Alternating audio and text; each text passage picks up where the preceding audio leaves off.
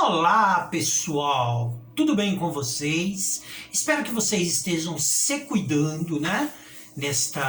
Neste momento de pandemia. Espero que vocês estejam tomando os cuidados necessários, ok? Para a preservação tanto da vida sua como daqueles que estão próximos a vocês, ok?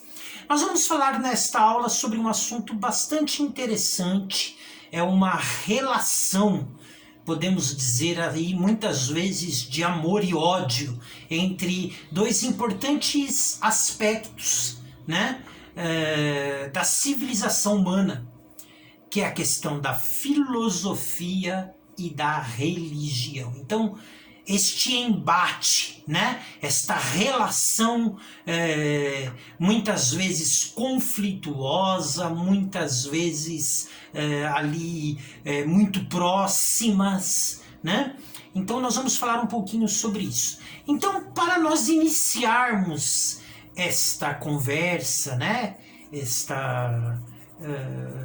este assunto, nós precisamos começar destacando semelhanças que existem entre ambas, tá? Entre a filosofia e a religião.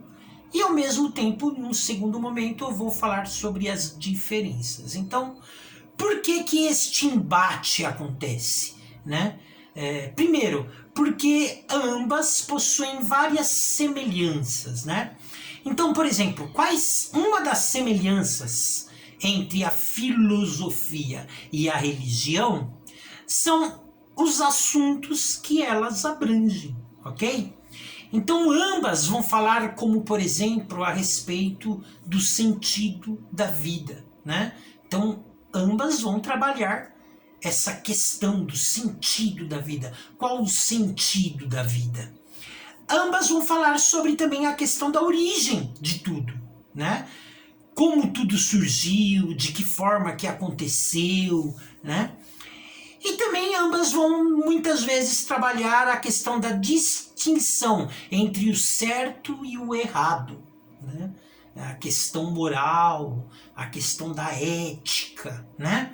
Então, ambas, né? Em outros, tá? Não é só isso não, né? Elas vão versar sobre os mesmos assuntos em vários aspectos, tá? Eu listei somente 3 aqui para nós podermos ver que ambas trabalham muitos assuntos em comum, né?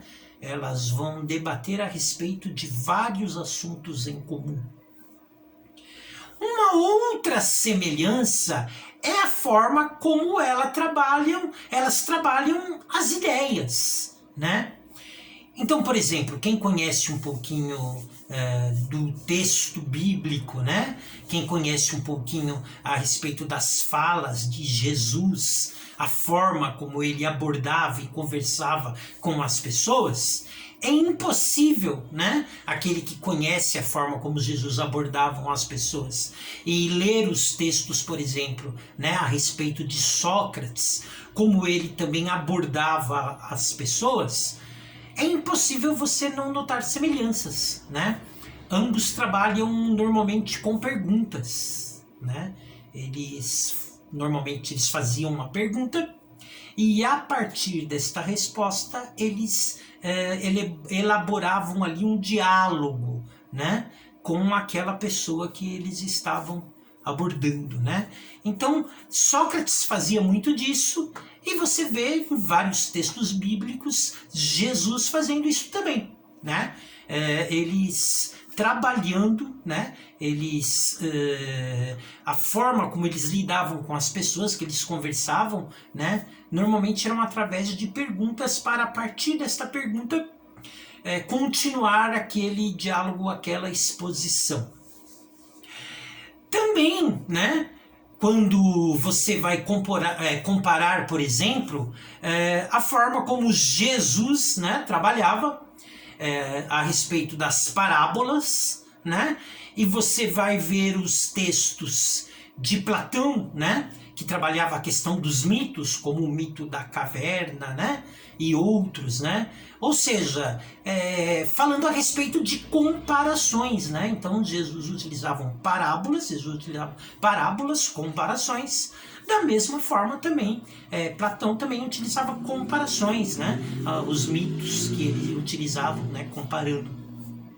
Então, é possível perceber muitas semelhanças na forma como essas ideias eram trabalhadas, né? E até mesmo, indo um pouquinho mais além, se você for pegar os textos de Paulo, né? Na Bíblia você vai ver que ele trabalha dentro de uma perspectiva lógica, algo muito próximo daquilo que os filósofos trabalhavam também, né? Uma forma sistemática, né? Então, tudo isso assemelha muito a forma como os personagens bíblicos, né, principalmente do Novo Testamento, que é o período que nós estamos abordando, da forma como os escritores, os filósofos gregos, eles trabalhavam, né? E se nós formos comparar, então, textos bíblicos mais antigos, como por exemplo os livros de Salomão, né? Você vai perceber muito ali do um sentido filosófico, né? Que é aquilo que muitos vão chamar, né? Vão dar um outro nome, né? Para esta forma de Salomão dizer, mas se você for analisar, você vai ver que ali ele está filosofando a respeito da vida, né? É uma forma de filosofia, né? Até anterior à filosofia clássica grega, né? Mas é uma forma de filosofar a respeito da vida, os textos de Salomão, não deixa de ser uma forma de filosofia. Uma outra questão também que aproxima muito, né? Uma outra semelhança entre a filosofia e a religião, né? Ambas possuem escolas de pensamento. Então, por exemplo, dentro da perspectiva cristã, você vai ver escolas de pensamento como o arminianismo, como o calvinismo, né? Se você pegar uma ala mais católica, então você vai ver lá a questão dos beneditinos, né? Então, existem várias linhas de pensamento, né? Escolas de pensamento dentro da tradição cristã. Também existem várias escolas de pensamento dentro da tradição filosófica, né? Como, por exemplo, o platonismo, como, por exemplo, o existencialismo. Então, ambas possuem escolas de pensamento, né? Algo que também torna as duas, assim, bastante semelhantes em alguns aspectos. E também ambas possuem escritores em comum, né? Então, existem escritores que, dependendo da ótica que você for analisar, alguns vão considerar eles teólogos, outros vão considerar eles filósofos, e muitos estão sendo os dois ao mesmo tempo, né? Então, por exemplo, se nós formos pegar personagens como Agostinho, né, que a igreja vai chamar de Santo Agostinho, né? Então, se você for pegar, por exemplo, Tomás de Aquino, se você for pegar o próprio Hegel, né, que tem livros escritos de teologia, né? Se você for pegar Kierkegaard, né? Se você for pegar Tillich, né? Paul Tillich é mais recente, né? Então alguns vão olhar e vão dizer isso é teologia, outros vão olhar e vão dizer isso é filosofia, né? Na verdade, um é o outro ou seriam os dois ao mesmo tempo, né? Então ambos possuem escritores em comum, né? E não só escritores, mas muitas vezes obras em comum, né? Aquela determinada obra ao mesmo tempo ela é considerada teológica como ela é considerada filosófica. Então nós vimos aqui algumas semelhanças entre filosofia e religião. Mas se existem semelhanças, não deixa de haver diferenças, ok? E quais seriam as diferenças, né? Algumas das diferenças entre filosofia e religião. Provavelmente, tá, uma das principais, ou a principal, é que na religião existe algo chamado dogmática, né? Ou seja, um sistema de verdades absolutas, né? Dogmas. Dogma é uma verdade inquestionável. Então, a tradição, né, religiosa, principalmente a tradição fundamentalista, ela possui uma dogmática, ou seja, ela possui uma série de verdades absolutas inquestionáveis. Não pode haver debate a respeito daquilo que está sendo afirmado. Aquilo é um dogma, né? O que difere um pouco do espírito da filosofia, que o motor, né, para a filosofia, o motor do conhecimento é a dúvida. Então, a filosofia, ela defende a ideia de que tudo deve ser questionado, né? Então, em filosofia existe muito assim a ideia da questão da necessidade de se haver uma dialética, ou seja, toda tese, né, toda verdade, todo anúncio, toda proposta, todo enunciado, ele deve haver uma antítese, ou seja, ele deve ser confrontado, né, com ideias contrárias àquilo que ele está afirmando. Então, tese e antítese, e deste confronto, né, de extremos, de posições antagônicas, surgiria algo novo que seria a síntese, né? Então, seria a tese que é confrontada com a antítese, dando origem a uma síntese, né? Só que ao mesmo tempo essa síntese já se torna uma tese que será mais uma vez confrontada, gerando uma outra síntese, e assim, né, de forma sequencial. Então, resumindo, para a filosofia, tudo deve ser questionado, e aquele resultado será de novo questionado, e o resultado que advém disso será também questionado. Então, de acordo com a filosofia, o princípio da filosofia é que tudo deve ser sempre questionado, gerando algo novo que também será questionado, né? Então, é aquilo que nós dizemos que é o pensamento dialético, né? Que essa dialética, né, muitos dizem, né, que ela vai estar aí, né, vão colocar ela no período do Marx, vão dizer que dialética tem a ver com Marx, mas não, né? Quem dizer isto está desconhecendo filosofia, né? Lá no pensamento clássico grego, já, né, Aristóteles já vai falar a respeito de dialética, né? Então, a dialética, ela vem de um período bem mais antigo, né? Na verdade, o que Marx vai fazer é aplicar este pensamento filosófico grego para a questão das classes sociais, né? Então ele vai ele vai tirar isto do campo teórico e aplicar no campo prático, né? No que se refere à questão das classes sociais. Então, mas não é ele que teve a grande ideia, né, de trabalhar o conceito dialético. Ele vai utilizar, né, dentro de uma nova perspectiva, né? Então, esta seria uma diferença, a questão da dogmática. A religião ousa afirmar e a filosofia ousa questionar, né? Somente esta não, né? Tem uma outra diferença.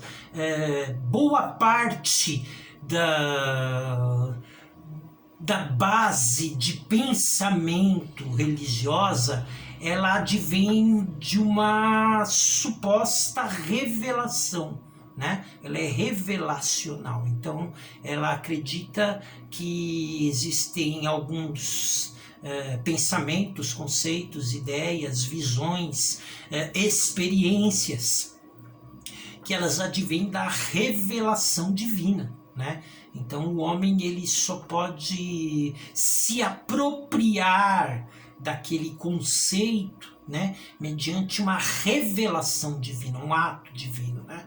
E a filosofia, ela acredita que o nosso pensamento, aquilo que nós pensamos, ele advém de um processo racional e empírico, né? Então esta é uma outra diferença também, né? A religião, ela trabalha muito com a questão da revelação, ao passo que a filosofia, ela trabalha com a questão da experiência, do empirismo, né? Do questionamento, da razão, né? Esta é uma outra diferença entre ambas, né? E só para citar uma terceira, né? Embora existam muitas outras, a religião está muito ligada à questão mística, né? Das divindades, de Deus, né? Ao passo que a filosofia, ela tenta, né, se firmar em questões terrenas, né, em perspectivas terrenas, né? Embora que daqui a pouco nós vamos ver que isto que eu estou dizendo aqui, nessas diferenças, em determinados momentos não será bem assim, tá? Em filosofia, conforme vocês têm percebido, né, nas minhas aulas até aqui, o princípio da filosofia é que nada pode ser afirmado, tudo deve ser questionado. Então, até mesmo essas diferenças e semelhanças que eu acabei de colocar aqui, em um determinado momento ela será questionada e alguém pode dizer, olha, mas naquele período não foi assim, é verdade, naquele período não foi assim, né? Porque não se trata aqui de afirmações absolutas, né? Mas de ideias e conceitos que podem ser observados diante de determinadas situações, tá? Mas para nós, agora que nós já pudemos ver, né, que existem semelhanças e diferenças, né, nós vamos dar uma olhadinha de como que isto foi acontecendo no desenrolar da história humana, né? Então, num primeiro momento, naquilo que nós convencionamos chamar de filosofia clássica, a ideia do surgimento da filosofia já pressupõe um afastamento da religião. Por quê? Né? E aí, para nós entendermos isso, nós precisamos entender o contexto da época, né? Quando eu estou falando que a filosofia grega ela se afasta, a ideia dela é se afastar da religião, eu estou me referindo à religião grega da época, que nós temos, que nós conhecemos como mitologia grega, né? Então, quando surge a filosofia, o pensamento dos filósofos era exatamente fugir da mitologia, né? Era alcançar pensamentos lógicos a respeito das coisas e do mundo, fugir da mitologia, fugir da religião, tá? Então, num primeiro momento, nós podemos dizer que o pensamento filosófico, ele quer se afastar, ele é um afastamento da religião, né? Dentro dessa perspectiva da religião grega, da mitologia grega. Ela quer sair daquilo, nós não queremos mitologia, nós queremos explicações lógicas, né? Então, tanto que aquele que é considerado como o pai da filosofia, que é Sócrates, né? Ele será morto, ele será condenado e morto, e a acusação que vai estar sobre ele é exatamente de que ele afasta a juventude dos deuses, tá? De que ele afasta os homens da religião. Então, nós vemos que num primeiro momento, a filosofia ela tem por ideia, tem por motivo, né? Por propósito, se afastar da religião. Olha, nós queremos se afastar da religião. Nós queremos explicações lógicas, né? Então surge a filosofia como a negação da religião. Tanto que Sócrates, né, será morto por isso. Por que Sócrates foi condenado e morto? Porque ele está negando a religião. Só que dentro do pensamento grego, nós já vamos ver pensamentos muito próximos daquilo que nós aqui ocidentais entendemos por religião, né? Então, por exemplo, nós vamos ver Platão trabalhando a respeito dos dois mundos, né? O mundo das ideias, o mundo invisível, e o mundo material, o mundo visível, o mundo tátil, o mundo sensível, né? E ele vai dizer o seguinte, olha, o mundo invisível, o mundo das ideias, ele se pressupõe sobre o mundo visível, ou seja, ele está acima, tá? O real, o verdadeiro, o perfeito é um mundo invisível. O mundo visível é cópia, ok? É uma cópia imperfeita daquilo que é real, que é o que é invisível, né?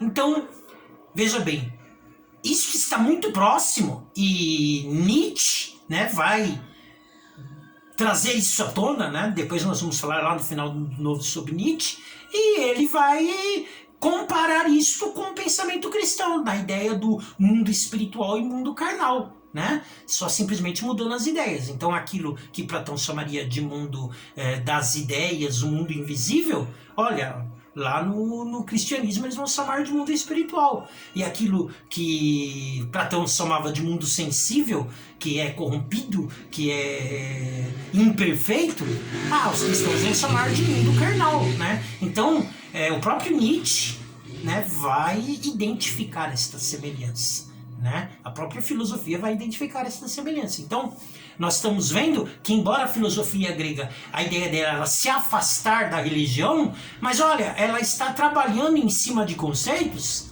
que serão amplamente trabalhados dentro da religião, né? Como, por exemplo, nós vemos também dentro da questão da filosofia grega, Aristóteles, ele falando a respeito da necessidade de uma força superior, uma força maior que dá origem a tudo, que ele vai chamar de o primeiro motor, né?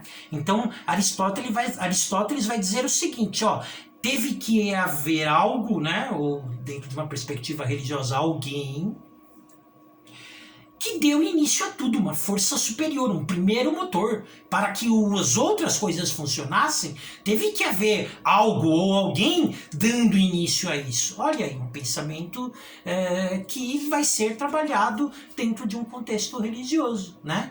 A necessidade do Deus Criador que tudo cria, e a tudo dá forma e a tudo movimenta, né? E aí a teologia vai dizer pelo poder da sua palavra, né? Mas olha a semelhança aí, né? Então, embora a filosofia grega ela estivesse tentando se afastar, é a negação da religião, mas olha, ela está trabalhando conceitos que serão amplamente trabalhados dentro da questão da religião, da questão teológica, né? Então, até que ponto se afastou, né? Esta é a pergunta, né? Logo após este período clássico, né? Nós podemos dizer aí no intercâmbio, né? Antes de chegar naquilo que nós vamos chamar de período medieval, vão surgir várias escolas de pensamento, como, por exemplo, os estoicos, os epicureus, os neoplatônicos. E este pessoal, esses pensadores, aqueles que defendiam essas escolas de pensamento,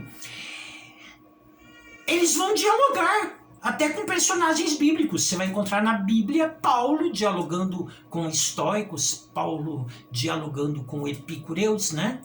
Dialogando dentro de um contexto que eu estou dizendo, olha, isto eu concordo, aquilo eu não concordo. Então, houve contato, houve diálogo, né? Houve interesse no sentido de se conhecer mais a respeito do que estava sendo colocado, né? Então, houve intercâmbio, houve diálogo, né? Entre os estoicos, os epicureus, principalmente os neoplatônicos, né? Com a filosofia que será implantada agora no período medieval, né? Então nós sabemos que com a queda de Roma, né? Surge o período medieval, aquilo que nós vamos chamar de feudalismo, né? E durante este período medieval, a maior autoridade da época é a Igreja Católica.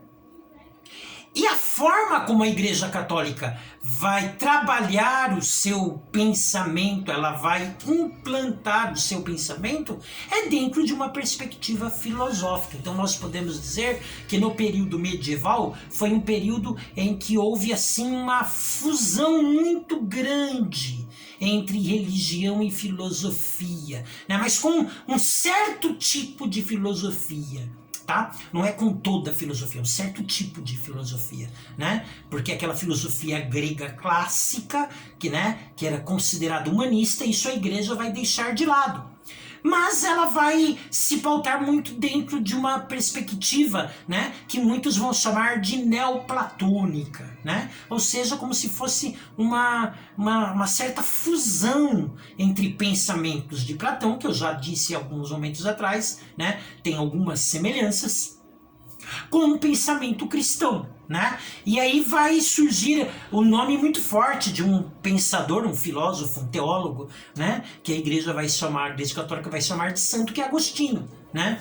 Então, pessoas como Agostinho, como Anselmo, como Tomás de Aquino, como Erasmo de Notre Dame, né?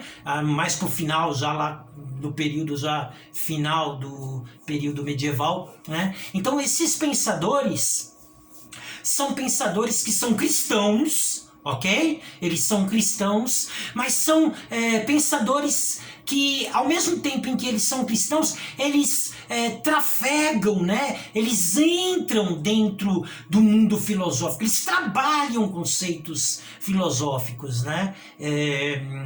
Eu tive a oportunidade de ler um livro muito interessante de um escritor que eu gosto muito, que é o Erasmo de Roterdã. E o Erasmo de Roterdã tem um livro chamado O Elogio da Loucura, né? E nesse livro, O Elogio da Loucura, sendo ele cristão, né, sendo ele teólogo, né, mas também filósofo, ele vai trabalhar sobre personagens da mitologia grega, como se ele fizesse uma fusão ali entre a teologia e a filosofia grega, né? É um livro bastante interessante, O Elogio da Loucura, né? Então nós vemos que neste período medieval houve assim bastante aproximação entre filosofia e religião, porque a Igreja Católica, né, através de movimentos como a escolástica, né, ela vai implantar o seu pensamento dentro de uma perspectiva filosófica e muitas vezes versando, né, trabalhando também com conceitos filosóficos dentro dessa base. Porém, acaba este período, né? E aí vem aquele período que é o Renascimento, né? O Renascimento, o que está renascendo? O que está renascendo é a mentalidade clássica grega, o pensamento clássico grego, a filosofia clássica grega, ou seja, o humanismo. Então, no Renascimento vai voltar, né, aquele pensamento grego clássico, vai ser rejeitada essa perspectiva digamos assim, da igreja religiosa, né, teocêntrica, no intuito de se buscar a razão.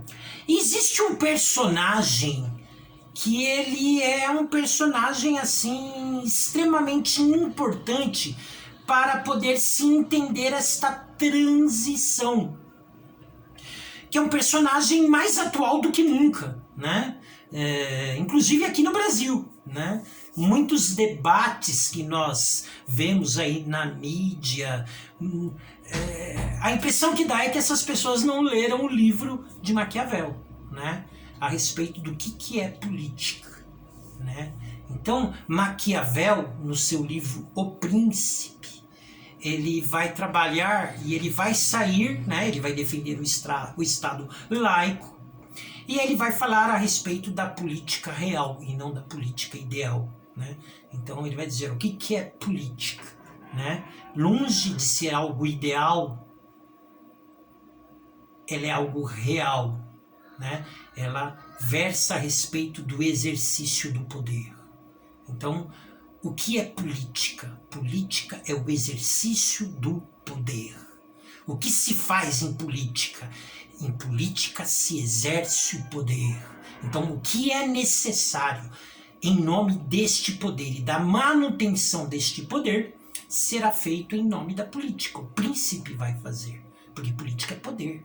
Então, não tem nada a ver com ética, com o que é o ideal, isso é certo, aquele é errado, é o ato de poder. O certo é o que o príncipe precisa fazer naquele momento para implantar o poder. Esse é o certo, né? Não existe ética na política, existe exercício de poder, né? Então, o Maquiavel, quando ele vai trabalhar a respeito dessa questão política real e não ideal, né? Ele vai falar a respeito do Estado laico, né? Da separação total entre Estado e Igreja, que é aquilo que havia acontecido durante o período medieval, né? Então, no que nós devemos nos pautar? Na razão, né? Então, neste período que nós chamamos de período moderno, né? Então agora é a busca pela razão. Então, se prefigura, né? Se tem a ideia de um novo afastamento da religião. Porém, né? Da mesma forma que lá no pensamento clássico grego, quando a ideia era se afastar da religião, mas nós vemos Aristóteles e Platão trabalhando ideias totalmente semelhantes àquilo que se trabalha em religião, não será diferente. Então, por exemplo, nós vamos ver dentro do pensamento moderno, nós vamos ver, por exemplo, Descartes, né? René Descartes, um matemático, né? Então, ele vai dizer o seguinte, que a ideia de perfeição prefigura alguém que é perfeito. Então, Descartes, dentro da sua matemática lógica, ele prefigura, olha, né, se existe a ideia de perfeição, é porque existe alguém que é perfeito. Ou seja, um pensamento trabalhado dentro do contexto religioso. Quem é este alguém que é perfeito? Né? Kant, né, também vai dizer o seguinte, olha, o dever de fazer o bem prefigura um referencial de moral. Então, por que o homem deve fazer o bem? Porque existe um referencial de moral, né? Então, veja bem, eu falei dois pensadores aqui modernos, filósofos da escola moderna, né?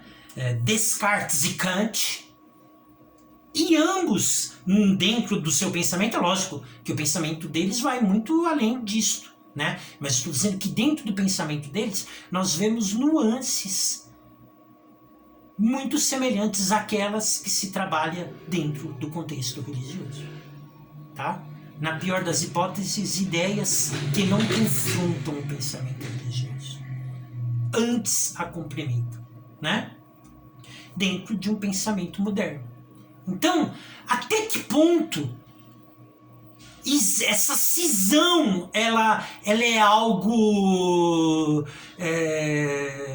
permanente? Em hipótese alguma, né? Mesmo quando se tenta se afastar dentro do pensamento daqueles que ousaram querer se afastar, você vê conceitos que fazem parte daquilo que, entre aspas, eles estavam tentando se afastar. Mas indo agora um pouquinho mais para frente, chegando no final, nós chegamos no período contemporâneo, né? Na pós-modernidade, né? Que muitos vão dizer assim, a pós-modernidade é uma ruptura total com o pensamento religioso, o existencialismo, né? Como prefiguração do ateísmo total, né? Essa é a ideia que se prefigura quando você fala de pós-modernidade, de existencialismo. Mas, por exemplo, dentro do existencialismo, dentro da pós-modernidade, nós vamos ter personagens como Kierkegaard. E Kierkegaard vai afirmar que o sentido da vida ele está na ética vertical, ou seja, na relação do homem com Deus. Calma lá, eu estou falando de um filósofo. Eu estou falando de um filósofo contemporâneo, Kierkegaard, né? Então, nós vemos aqui que na própria pós-modernidade, nós vemos aqui pensadores que estão lá trilhando assuntos e temas que fazem parte do pensamento religioso. Kierkegaard, boa parte dos livros dele é a respeito de Abraão, que é um personagem bíblico, né? Então, nós vamos ver, né, para terminar, eu vou aqui mencionar um filósofo, né, que é considerado como talvez o maior de todos os filósofos a defender a ideia do ateísmo, que é Nietzsche. Mas é interessante que o próprio Nietzsche, né, quando ele fala a respeito de religião, ele entende que ele não está falando a respeito de religião, né? Porque Nietzsche, ele vai dizer que o cristianismo é um mero platonismo disfarçado. Então, quando Nietzsche ele se coloca contra o cristianismo, ele tem um livro muito, né, forte nesse aspecto, né, chamado O Anticristo. Mas é interessante que quando Nietzsche ele começa a combater os pensamentos cristãos, né, ele não entende o cristianismo como religião. Ele entende o cristianismo como uma espécie de filosofia platônica, contra o qual também ele desfere os mesmos pensamentos, né? Até fica aquela dúvida, na verdade ele é contrário a Platão e por isso ele é contrário ao cristianismo, ou vice-versa, né? Mas na verdade Nietzsche ele entendia o cristianismo como uma mera espécie de platonismo disfarçado, né? Então ele se refere ao cristianismo como filosofia a ser combatida, né? Então ele entende cristianismo como filosofia, né? E não como religião, algo diferente, né? Não é assim que ele combate, pelo menos ele se refere ao cristianismo como platonismo disfarçado, ou seja, filosofia, né? Então nós vimos aqui que este embate filosofia-religião, momentos mais próximos, momentos mais conturbados, mas mesmo quando aparentemente está totalmente separado, dentro daquele momento que está totalmente separado, existem pensadores ali que estão versando sobre assuntos aos quais eles estavam tentando se separar, ok? Então fica aqui esta aula, né? Foi uma aula mesmo 38 minutos, acho que foi uma das minhas aulas mais compridas aqui neste novo formato. Eu gravei algumas mais compridas, mas foi no ano passado e era de história, né? Então, com certeza, a minha aula de filosofia mais comprida. Espero que tenha auxiliado aí. Coloca aí seus comentários, críticas, ok? Até mais, valeu, fui!